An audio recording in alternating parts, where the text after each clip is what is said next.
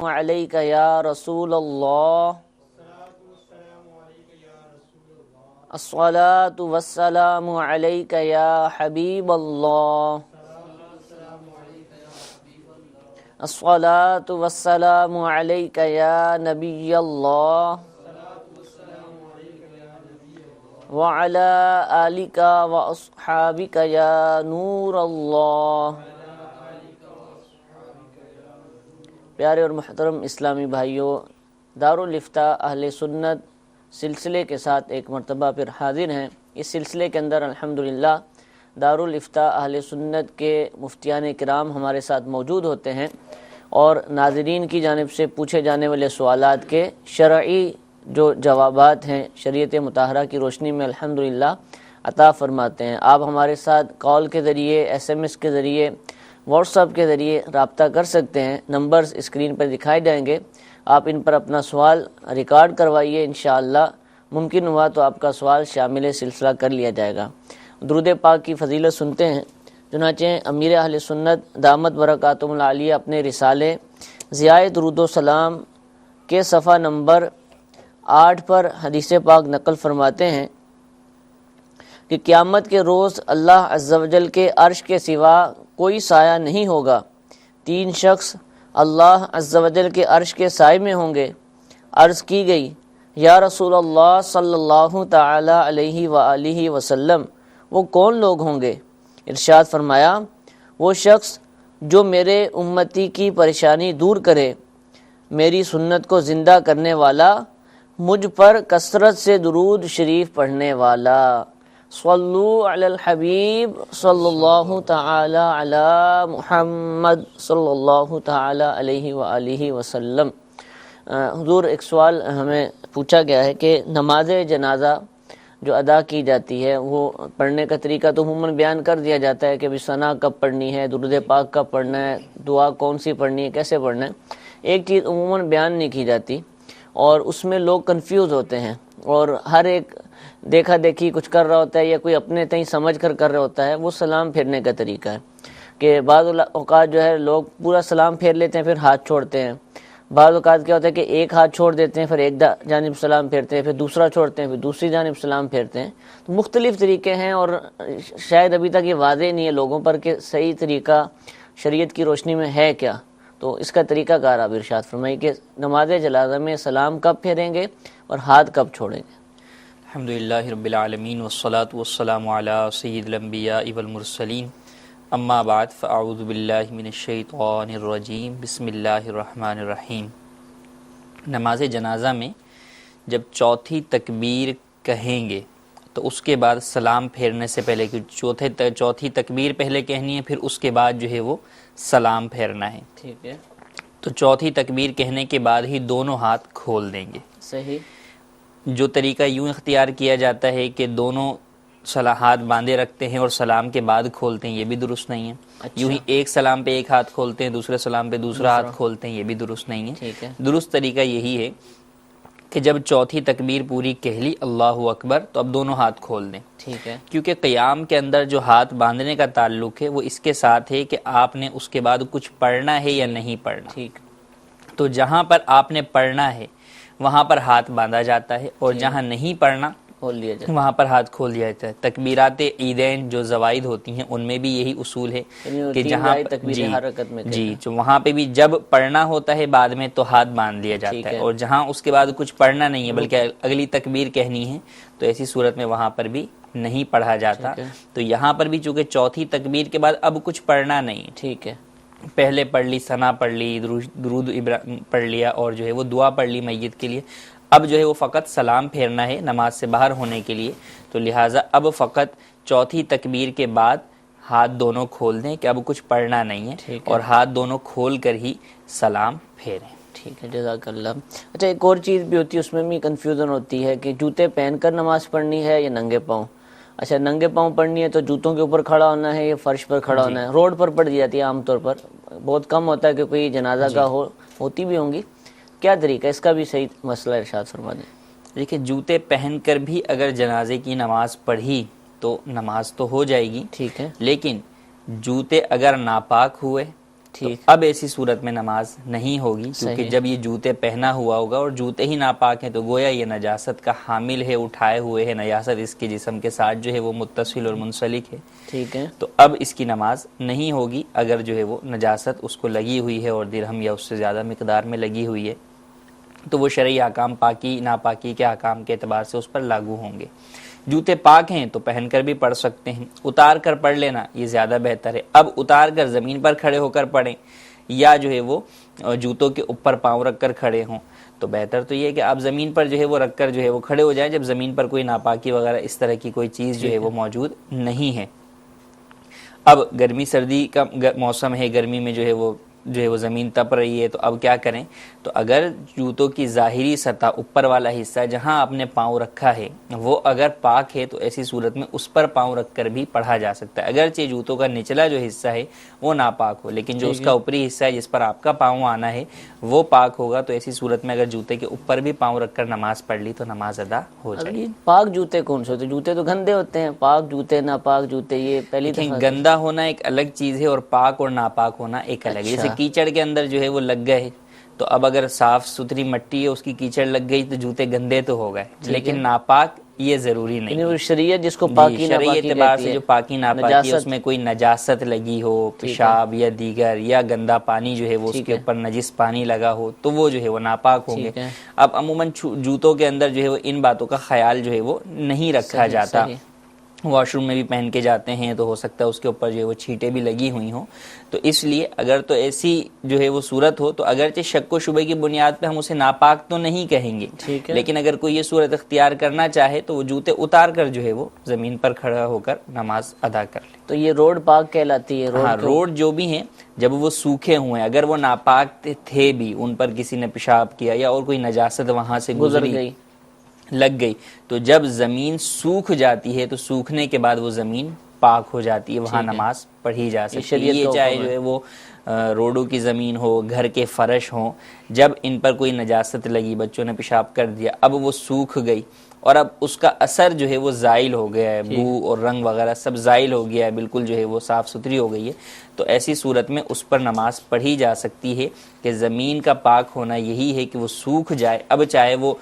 پنکھے کی ہوا سے جو ہے اس کی وہ نجاست خشک ہو جائے یا سورج کی تپش سے سوکھ جائے، کسی بھی طرح سوکھ جائے تو وہ زمین پاک ہو جائے گی۔ چاہے اس پہ کارپیٹ بچھا ہو، پلاسٹک شیٹ بچھی ہو، وہ بھی اسی حکم میں کہ وہ بھی؟ نہیں، وہ اس حکم میں نہیں ہے، زمین کا یہ حکم ہے جو زمین ہے، فرش ہے، جی فرش ہے، کچا فرش ہے، جی فرش ہے، ماربل کا فرش ہے، کچا فرش ہے، کچی زمین ہے یا ریتیلی زمین ہے، کوئی بھی ہے، اب اس کے اوپر کوئی چیز جب اس کے اوپر بچھی ہوئی ہے، کارپیٹ بچھا ہوا ہے یا جو ہے وہ پلاسٹک شیٹ بچھی ہوئی ہے، ریگزین اب وہ زمین نہیں ہے، وہ زمین کے اوپر بچھی ہوئی چیز ہے، تو اس کی پاکی ناپاکی کے احکام اس کے اپنے ہوں گے کہ اگر پلاسٹک شیٹ کے اوپر ہو گئے تو اب اس کو جو ہے وہ دھونا ہوگا، کارپیٹ پر ہو گئے تو اسے دھو کر پاک کرنا ہوگا، تو پھر اب ہر چیز کے متعلق جو پاکی کے احکامات ہیں، جو جس طریقے سے پاک کرنے کا جس کا طریقہ کار بیان کیا گیا ہے اس کے مطابق ہی پاک کریں گے، اور جس کو اب پاک کرنا ممکن نہیں ہے یا کافی مشکل ہے جیسے کارپیٹ ہے، تو اب اس میں یہ ہے کہ نماز پڑھنے کے لیے آپ کوئی جائے نماز اس کے اوپر بچھا دیں یا اس پر کوئی کپڑا بچھا دیں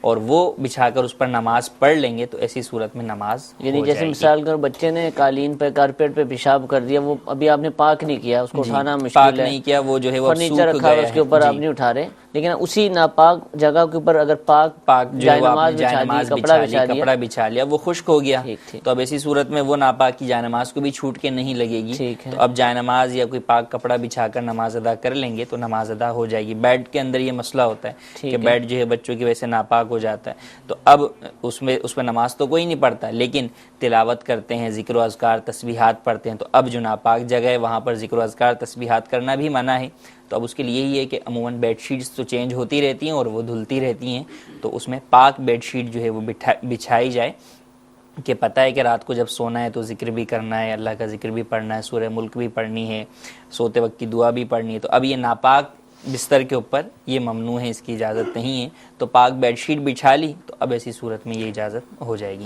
آپ تو فرماتے ہیں بیڈ پہ نماز کوئی نہیں پڑھتا، عورتیں کئی بڑی بوڑھیاں وہیں بیٹھی رہیں گی سارا دن، وظائف بھی کریں گی، نماز کا ٹائم ہوگا تو وہیں بیڈ پر ہی نماز پڑھ رہی ہیں، تو بیڈ پر ہو جاتی ہے نماز پڑھنے دیکھیں سے؟ بیڈ پر تو سجدہ نہیں ہو سکے گا نا، کیونکہ بیڈ کا جو گدا ہوتا ہے وہ جو ہے وہ فلیکسیبل ہوتا ہے، نرم اپ ہوتا ڈاؤن جو ہے وہ ہوتا ہے، تو اس کے اوپر جو سجدے کی شرط ہے زمین کی ناک جو ہے وہ سختی محسوس ہونا اور پیشانی اور ناک کا جمنا، یہ نہیں پایا جائے گا جو سجدے کی وہ حقیقت دبتا میں جائے گا داخل نیچے ہے، وہ دبتا چلا جائے گا، ٹھیک ہے تو سجدہ نہیں ہوگا۔ ہاں اگر کوئی ایسی مریضہ ہے یا مریض ہے کہ جس پر سے سجدہ کرنا جو ہے وہ ساکت ہو گیا اور اشارے کے ساتھ اس کو سجدہ کرنے کا شریعت میں بھی اجازت دے دی گئی ہے کہ وہ سجدے کا اشارہ کرے گا، فقط جو ہے وہ سر کو جھکا لے، تو اب وہ جو ہے وہ بیڈ پر بھی بیٹھ کر جو ہے وہ نماز پڑھ سکتا ہے۔ ٹھیک ہے ٹھیک ہے۔ ابھی آپ نے نجاستوں کے حوالے سے، مسئلہ تو نماز جنازہ کا چلا تھا، لیکن نجاستوں کے حوالے سے بھی بہت سارے احکام مفتی صاحب نے بیان کیے۔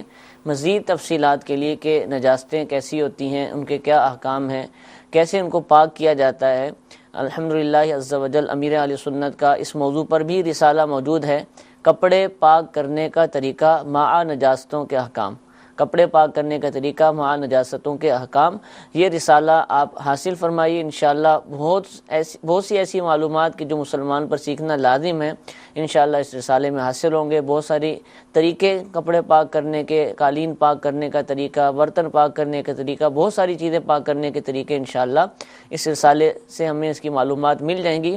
اور سجدہ ساکت ہو جائے تو اس صورت میں بیڈ پر نماز پڑھنے کی صورت وہ تو مفتی صاحب نے ارشاد فرما دی، لیکن بعض اوقات کرسی پر نماز پڑھتے ہیں، اور وہ کس کو پڑھنے کی اجازت ہے، کون مریض کہلائے گا شرعن، یعنی نماز کے حوالے سے، تو اس کا بھی الحمدللہ رسالہ مکتبۃ المدینہ سے شائع ہوا ہے۔ دارالفتہ اہل سنت کی پیشکش ہے کرسی پر نماز پڑھنے کے احکام، یہ رسالہ بھی آپ حاصل کر سکتے ہیں۔ اور یہ دونوں ہی رسالے دعوت اسلامی کے ویب سائٹ پر بھی موجود ہیں، اور الحمدللہ دارالفتہ اہل سنت کی ایپلیکیشن، موبائل ایپلیکیشن کے اندر بھی کتابوں کا جو فولڈر ہے اس کے اندر الحمدللہ یہ دونوں کتابیں موجود ہیں۔ آپ اس ایپلیکیشن کو ڈاؤن لوڈ کیجئے، انشاءاللہ دیگر معلومات کے ساتھ ساتھ ان کتابوں کو پڑھنے کا بھی انشاءاللہ موقع ملے گا۔ کچھ کالرز ہمارے ساتھ موجود ہیں، ان کی کالز ریکارڈ ہیں، انشاءاللہ ان کو سلسلے میں شامل کرتے ہیں۔ جی کال سنائیے۔ میرا نام غلام عیسیٰ ہے، میں ضلع میاوالی کے تحصیل پٹنہ سے عرض کر رہا ہوں۔ میرا سوال مفتی صاحب کی بارگاہ میں ہے کہ اگر امام صاحب عشاء کی نماز 3 رکعت پڑھائے بھول جائے تو دوبارہ نماز پڑھنے پر کیا نیا نمازی اس جماعت میں شامل ہو سکتا ہے؟ جی حضرت، پرانے نمازیوں نے تو 3 پڑھی تھی، اب وہ دوبارہ 4 پڑھ لیں تو نیا نمازی بھی اس جماعت کا حصہ ہو سکتا ہے؟ دیکھیں اب 3 رکعت پر سلام پھیر دیا، اس کے بعد جو ہے وہ بات چیت ہوئی، پتہ چلا کہ جناب نماز تو جو ہے وہ 3 رکعت ہوئی ہے، چلیں بھائی نئے سرے سے شروع کریں، تو وہ نماز پہلی والی فاسد ہو گئی، ہوئی نہیں، تو اب جو دوبارہ جماعت قائم کی جا رہی ہے اس میں نیا نمازی بھی شامل ہو سکتا ہے۔ ٹھیک ہے، لیکن اگر 4 رکعت ہوئیں اور اس میں کوئی واجب رہ گیا، ٹھیک ہے، امام صاحب کو سجدہ سہو کرنا تھا، انہوں نے سجدہ سہو جو ہے وہ نہیں کیا، ٹھیک ہے، یا کوئی واجب جو ہے وہ قصدن چھوڑا گیا جس سے سجدہ سہو سے بھی پورا نہیں ہونا تھا، وہ نماز واجب الاعادہ ہوئی، تو جو نماز واجب الاعادہ ہوتی ہے اس کی جماعت میں نیا مقتدی شامل نہیں ہو سکتا، ٹھیک ہے، کہ یہ تو اپنا واجب ادا کر رہے ہیں جبکہ اس کا فرض ہے، تو واجب والے کے پیچھے فرض والا جو ہے وہ اقتدا نہیں کر سکتا۔ ٹھیک ہے، تو اگر نماز واجب الاعادہ ہوگی تو نیا مقتدی شامل نہیں ہو سکتا، نماز فاسد ہو گئی اور اب نئے سرے سے پڑھی جا رہی ہے تو پھر نیا مقتدی بھی شامل ہو سکتا ہے۔ پہلی نماز کا اعتبار ہی نہیں ہے، اس صورت میں اس کا کوئی اعتبار نہیں۔ جی ایک اور کال سنائیے۔ محمد اقبال عرض کر رہا ہوں کویت سے۔ نیا کاروبار شروع کرنا ہے اور بالکل نئے طریقے سے اس میں کچھ سامان وغیرہ بازار سے لا کے ڈالنا ہے تجارت کی غرض سے، تو اب وہ جو اس پر سال شروع ہوگا زکوٰۃ کے حوالے سے، تو اب یہ جو پہلے کچھ رقم ایسی ہے جس پر سال کچھ ایک مخصوص مہینے میں رمضان شریف وغیرہ میں مقرر ہو جاتا ہے، تو اب یہ جو نیا کاروبار شروع کیا ہے تو اس کا حساب کس طرح لگائیں گے کہ اس کا جس دن سے شروع کیا ہے پھر سال شروع ہوگا، یا مطلب وہ پرانے مال میں ہی میں اس کو شامل کر لیا جائے گا؟ جی اللہ تعالیٰ آپ کے کاروبار اگر آپ نے شروع کر لیا تو اس میں برکتیں عطا فرمائے۔ کیا طریقہ کار ہوگا؟ اگر کوئی شخص صاحب نصاب ہے، چاہے وہ کوئی نیا کام شروع کرے یا دوران سال اس کے پاس کوئی بھی مال آتا رہتا ہے، تو جو پہلے صاحب نصاب وہ موجود ہے جب اس مال کا سال پورا ہوگا، ٹھیک ہے، تو اگرچہ اس کو درمیانے سال میں 6 ماہ بعد کوئی نیا مال جو ہے وہ ملے، نفع کے ذریعے سے، کسی بھی ذریعے سے، یا تنخواہ کے ذریعے سے جو اس کی حاجت رسیہ سے زائد ہو، یا مال تجارت آیا اس کے پاس، تو تو اب اس نئے مالی تجارت کا الگ سے سال شمار نہیں ہوگا، پچھلے کے بلکہ وہی اسی مال کے ساتھ ہی یہ ملتا چلا جائے گا، حتیٰ کہ اگر ایک دن پہلے بھی ٹھیک ہے اس کو ڈھیر سارا مال مل گیا، پہلے تو اس کا جو نصاب چل رہا تھا وہ 1 لاکھ کا چل رہا تھا، ٹھیک ہے، اور سال پورا ہونے سے ایک دن پہلے اس کے پاس 10 لاکھ روپے آ گئے کہیں سے، تو ایسی صورت میں 11 لاکھ کی جو ہے وہ زکوٰۃ دے گا۔ آنے والے مال کے لیے الگ سے سال شمار نہیں کیا جائے گا، بلکہ پچھلے مال کے ساتھ ہی اس کو ملایا جائے گا۔ ٹھیک ہے، اور اگر یہ پہلے سے صاحب نصاب نہیں ہے، جی اگر پہلے سے صاحب کاروبار شروع نصاب کرتا ہے نہیں تو اب ہے، رمضان سے شروع ہوگا؟ نہیں، اب رمضان سے شروع نہیں ہوگا، اب جب سے اس نے کاروبار شروع کیا، جب وہ مالک ہوگا، کاروبار شروع کر رہا ہے تو اب کاروبار شروع کرنے سے مالک ہو نصاب کی مقدار میں یہ ضروری نہیں ٹھیک ہے، کاروبار شروع کیا لیکن اس کے 6 مہینے کے بعد جا کر حاجت اصلیہ سے زائد نصاب کی مقدار میں مال کا مالک ہوا، اب جس دن نصاب کی مقدار کا مالک ہوا اس دن سے سال شروع ہوگا، اور آئندہ وہی دن جب آئے گا اس مہینے کا، وہ چاہے محرم آئے، چاہے جمادی الاولیٰ آئے، چاہے جمادی الاخریٰ آئے، جو بھی مہینہ ہوگا اس مہینے کی اس تاریخ پر سال پورا ہونے پر جو بھی مال اس کے پاس موجود ہوگا نصاب کی مقدار اور اس سے زائد ٹوٹل پر زکوٰۃ ادا کرے گا۔ ٹھیک ہے، جزاک اللہ۔ کچھ میسیجز بھی ہمارے پاس موجود ہیں، ان کو اپنے سلسلے میں شامل کرتے ہیں۔ کیا میت کو بوسہ دے سکتے ہیں؟ میت بزرگوں کی جو ہے وہ میت ہے یا جو ہے وہ کسی کے والد ہے، وہ اپنے والد کو جو ہے وہ بوسہ دینا چاہتا ہے تو دے سکتے ہیں، اس میں حرج نہیں۔ ٹھیک ہے، دوسرا سوال ہے کہ کیا لوڈو کھیلنا جائز ہے؟ اسلام میں اس طرح کے کھیل جن میں وقت کا ضیاع ہو ان کی ہرگز اجازت نہیں ہے، تو لوڈو کھیلنا بھی جائز نہیں ہے۔ اچھا، اگر 1 تولہ سونا ہو تو اس کی زکوٰۃ ہوگی یا نہیں؟ اگر فقط 1 تولہ ہی سونا ہے اور اس کے علاوہ اس کے پاس حاجت اصلیہ سے زائد کوئی بھی مال نہیں ہے، ٹھیک ہے، نہ چاندی ہے، نہ پیسہ ہے، نہ مال تجارت ہے، نہ پرائز بانڈ ہے، کچھ بھی نہیں ہے، تو زکوٰۃ نہیں ہوگی کہ سونے کا نصاب پورا نہیں ہے۔ اور اگر سونا تو 1 تولہ ہے لیکن اس کے علاوہ کچھ چاندی ہے، یا چاندی نہیں ہے لیکن پیسہ ہے، یا پیسہ نہیں ہے لیکن مال تجارت ہے، یا مال تجارت نہیں لیکن پرائز بانڈ ہے، صحیح، اب ان دونوں کی قیمتوں کو دیکھا جائے گا۔ 1 تولہ سونا اور بقیہ مال کچھ بھی ہوگا، اگر ان دونوں کی قیمت 52.5 تولہ چاندی کو پہنچ رہی ہے تو زکوٰۃ لازم ہوگی۔ ٹھیک ہے، ویڈیو سوالات بھی ہمارے سلسلے کا حصہ ہوتے ہیں، انشاءاللہ ہم پہلا ویڈیو سوال شامل کرتے ہیں۔ جی سنائیے۔ میرا نام محمد اسماعیل اتاری ہے۔ میرا مفتیان کرام کی بارگاہ میں یہ سوال ہے کہ کوئی اسلامی بھائی کپڑے سلواتا ہے اور سلائی بھی دے چکا ہے، لیکن اس کے بعد وہ کپڑے اٹھانے کے لیے نہیں آتا، تو جس نے کپڑے سیے ہیں وہ ان کا کیا کرے؟ جی حضور۔ دیکھیں، کپڑا جو سلوانے کے لیے دیا گیا یا اور دکانوں کے اوپر کوئی بھی چیز مرمت کے لیے یا کسی کام کے لیے دی جاتی ہے تو وہ سامنے والے کے پاس امانت کی حیثیت رکھتی ہے، تو اب اسے سنبھال کر رکھنا باحفاظت یہ ضروری ہے۔ اگر وہ نہیں آتا تو اولاً تو لیتے ہوئے ہی اس بات کا خیال رکھا جائے کہ اس کا نمبر یا ایڈریس وغیرہ نوٹ کر لیا جائے اور اس شخص سے جو ہے وہ رابطہ کیا جائے۔ کئی صورتوں میں ہو سکتا ہے کہ وہ انتقال کر گیا ہو، تو اب ایسی صورت میں وہ کہاں سے آئے گا یا ورثہ کو کہاں پتہ چلے گا کہ اس نے کہاں جو ہے وہ دیے میں، تو رابطے کے ذریعے وہ ان کے ورثہ سے رابطہ کیا جا سکتا ہے۔ تو بہرحال اس سے جو ہے وہ رابطہ کیا جائے، اور جب تک رابطہ نہ ہو اس وقت تک اسے سنبھال کر بحفاظت رکھنا یہ اس شخص پر لازم ہوگا۔ یہ مشکل نہیں ہو جائے گی حضرت؟ لوگ تو چھوڑتے رہتے ہیں، یہ تو چلے کپڑے والے کا تو 1 سوٹ ہے 2 سوٹ ہے، جو بڑی دکانیں ہوتی ہیں، فرنیچر ہو گیا، لوہے کا ہو گیا، ریپیئرنگ کے لیے آیا مال، تو وہ چھوڑ کے چلے جاتے ہیں کئی لوگ۔ کیونکہ چیز وہ ویسے تو حجم کے اعتبار سے بڑی ہوتی ہے لیکن اتنی اہم نہیں ہوتی، گھر میں ویسے جگہ نہیں ہے، تو دے آئے کہ ٹھیک ہوئی تو لے آئیں گے، یا تبدیل کیا لے آئیں گے، تو کیا کریں گے؟ اس میں اسی لیے یہ کہا گیا کہ اس بات کا جو ہے وہ اہتمام کریں کہ ایسے افراد کا نمبر، ایڈریس کچھ نہ کچھ جو ہے وہ حاصل کر لیں، اس کے پاس یہ امانت ہے، اس کے لیے حکم یہی ہوگا کہ یہ اس کو بطور حفاظت ہی سنبھال کر رکھے گا، رکھنا پڑے گا، رکھنا ہی پڑے گا۔ ٹھیک ہے جی، ایک کال اپنے سلسلے میں شامل کرتے ہیں، سنائیے۔ محمد عقیل شریف اتاری راولپنڈی سے عرض کر رہا ہوں، بعض لوگ ایک کلمہ بولتے ہیں، اس کے حوالے سے شرعی رہنمائی فرما دیں کہ درست ہے یا ایسا کہنا کیسا ہے کہ جس نے جنتی بندہ کسی کو دیکھنا ہو تو جس نے 2 شادیاں کی ہیں اس کو دیکھ لے، کیونکہ جس نے 2 شادیاں کی ہیں وہ دنیا میں ہی عذاب سہ لیتا ہے، تو ایسا کہنا کیسا ہے؟ اس پر شرعی رہنمائی فرما دیں۔ جی حضور۔ دیکھیں، ایک یہ ہے کہ 2 شادیوں کی وجہ سے جو مصیبتیں اس کو پہنچتی ہیں اس پر صبر کرنا ہے اس اعتبار سے، لیکن جو انہوں نے صورت اس کی بیان کی تو اس میں ایک طور پر عذاب آخرت کو جو ہے وہ ہلکا جانا جا رہا ہے۔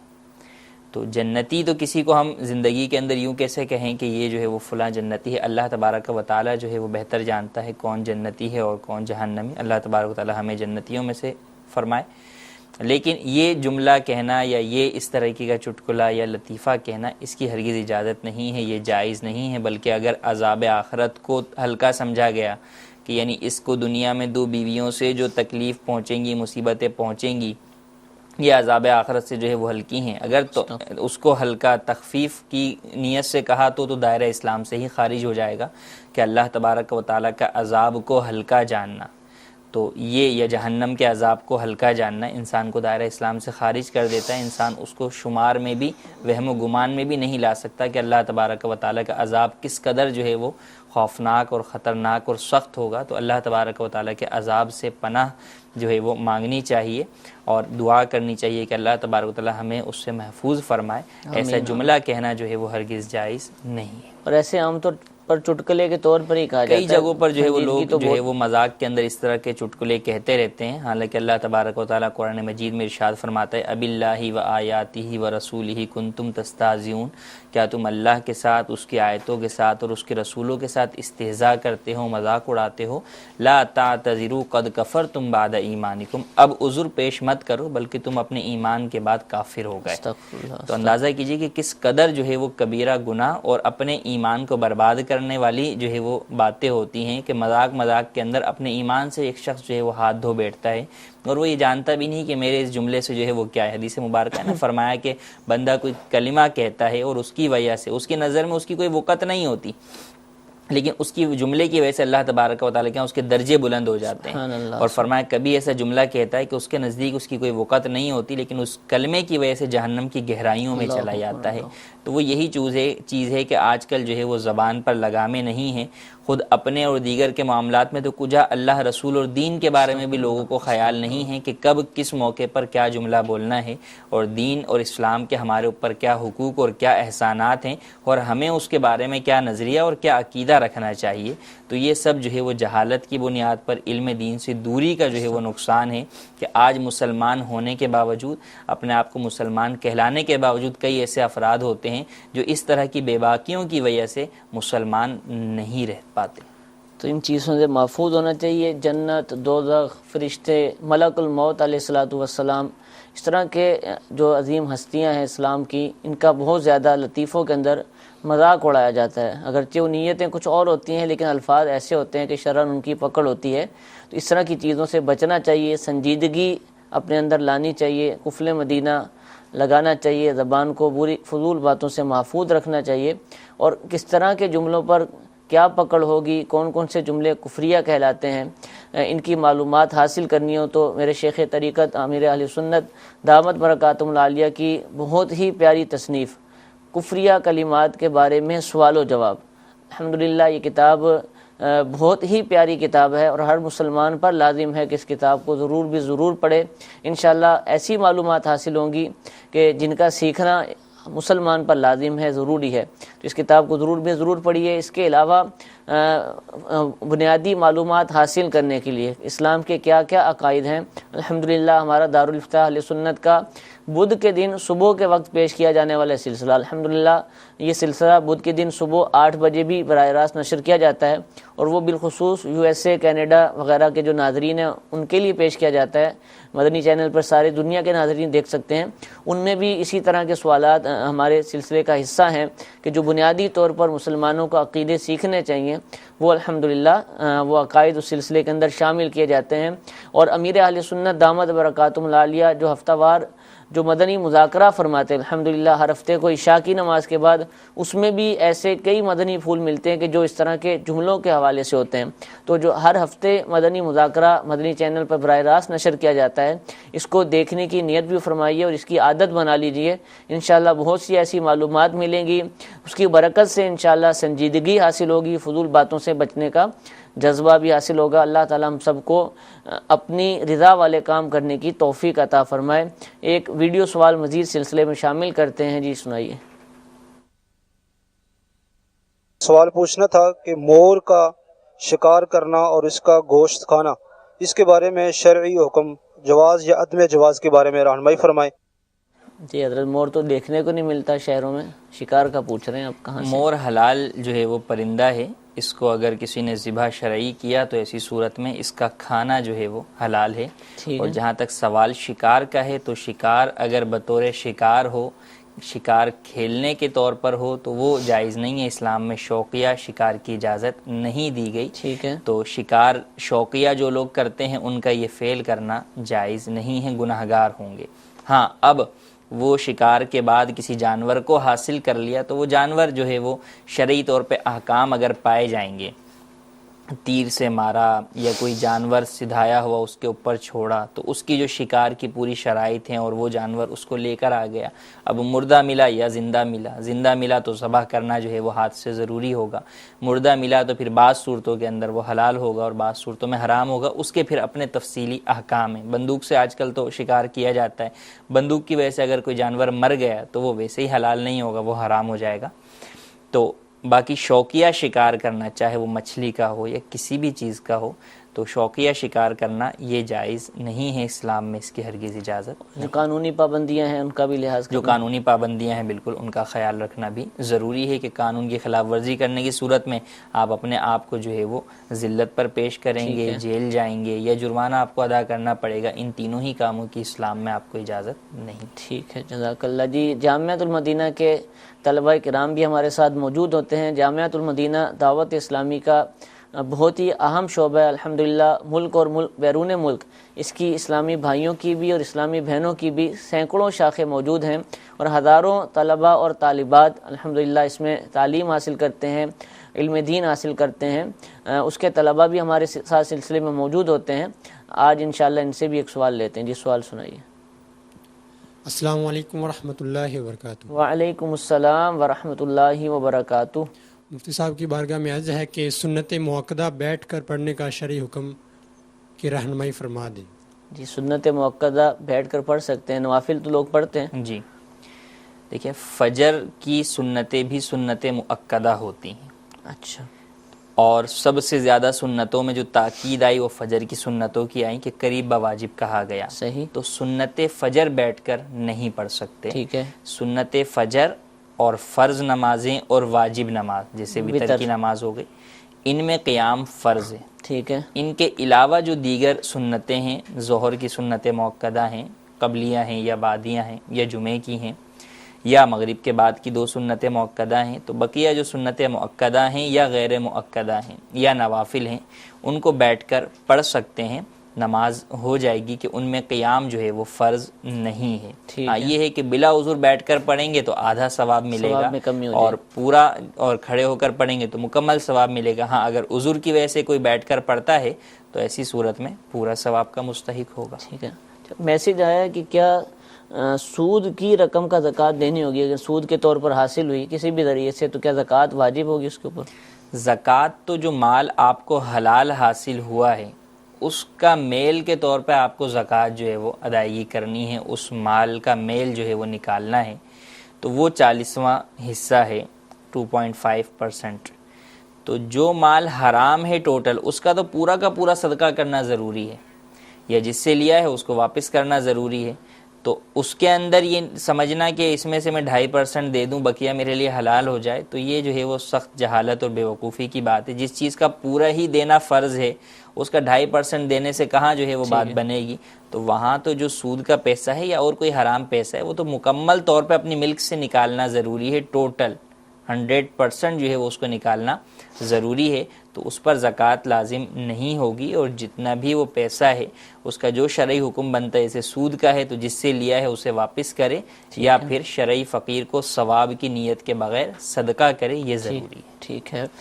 میسج یہ آیا ہے بلوچستان سے، جہاں زیب مری صاحب نے پوچھا ہے کہ موبائل ایڈوانس لینا صحیح ہے؟ یعنی موبائل کمپنیاں بیلنس ایڈوانس میں دیتی ہیں، اس کا کیا حکم؟ لے سکتے ہیں، جائز ہے، اگرچہ اس کو لون کا نام دیا جاتا ہے لیکن در حقیقت یہ لون نہیں ہے، بلکہ ایڈوانس میں آپ کو جو فیسلٹی دی گئی ہے اس کی جو ہے وہ اجرت ہے جو کہ زیادہ چارج کی جاتی ہے، تو اس میں حرج نہیں ہے، لے سکتے ہیں ابھی تک جو طریقہ کار رائج ہے فی الحال آج کے دن تک۔ اچھا، سوال یہ پوچھا گیا کہ عشاء کے نماز کے بعد سنتیں اور وتر پڑھ لیے، بعد میں پتہ چلا کہ فرض ادا ہی نہ ہوئے تھے، کوئی بھی وجہ ہو سکتی ہے، تو کیا سنت و وطر کو دوبارہ پڑھنا ہوگا؟ نہیں، دوبارہ نہیں پڑھنا ہوگا، فقط جو ہے وہ اگر یعنی کوئی ایسا عذر پایا گیا، وضو وغیرہ کا مسئلہ تھا اور بعد میں کر لیا تھا، تو عشاء دوبارہ فقط پڑھ لیں تو نماز ہو جائے، وطر وغیرہ دہرانے کی حاجت۔ ٹھیک ہے، ایک کال سلسلے میں شامل کرتے ہیں جی، کال سنائیے۔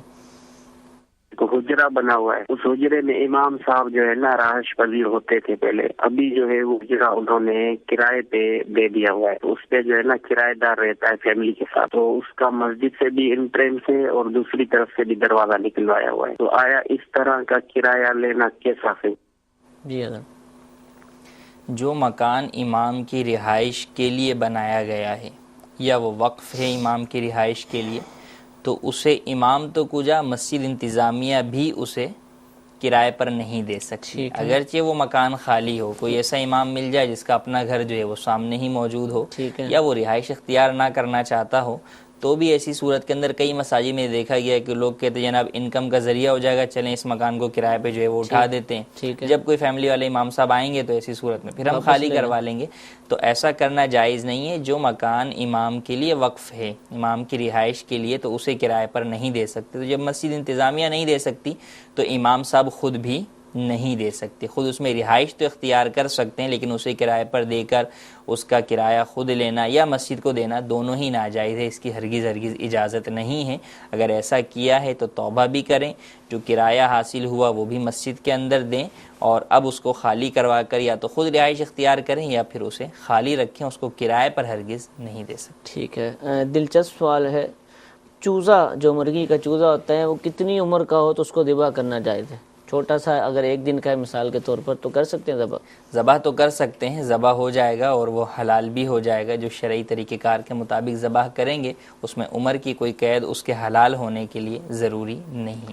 اسی طرح جب یہ قربانی کے ایام آتے ہیں، جو جانور پالتے ہیں ان کے ساتھ تو ہوتا ہی ہوگا بار بار، جو شہری حضرات ہیں کہ جو قربانی کے ایام میں جانور دیکھتے ہیں، بعض دفعہ ایسا ہوتا ہے کہ جانور لایا جاتا ہے اور اس کے ہاں ولادت ہو جاتی ہے، کوئی بچہ پیدا ہو جاتا ہے، تو اس میں بڑے کنفیوز ہوتے ہیں، پریشان ہوتے ہیں کہ چھوٹا سا ہے، ہم اس کو پال تو سکتے نہیں کیونکہ شہروں میں جانور رکھنے کی بھی اجازت نہیں ہے اور سنبھالنا بھی مشکل ہے، کسی کو دینا بھی بعض دفعہ ممکن نہیں ہوتا، تو اب کیا کریں، ذبح کریں نہ کریں، اس کو کیا حکم ہوتا ہے اس کا؟ یہاں تک فرمایا گیا کہ اگر اس کو ذبح کر دیا، بڑے جانور کو ذبح کر دیا، اب پیٹ چاک کیا تو اس میں سے جو ہے وہ بچہ نکل آیا، تو فرمایا کہ اس کو بھی ذبح کر دیں، اس کا بھی قربانی کا ہی حکم ہے، اور اگر ذبح نہیں کیا اور ایام قربانی گزر گئے تو اب ایسی صورت کے اندر اس زندہ جانور کو، کہ اس بچے کو زندہ ہی صدقہ کرنا ہوگا، کسی شرعی فقیر کو دینا ہوگا، اس کو اس کا مالک بنانا ہوگا۔ اب وہ مالک بننے کے بعد چاہے اسے ذبح کرے چاہے کسی کو بیچ دے، وہ اس کا معاملہ ہے،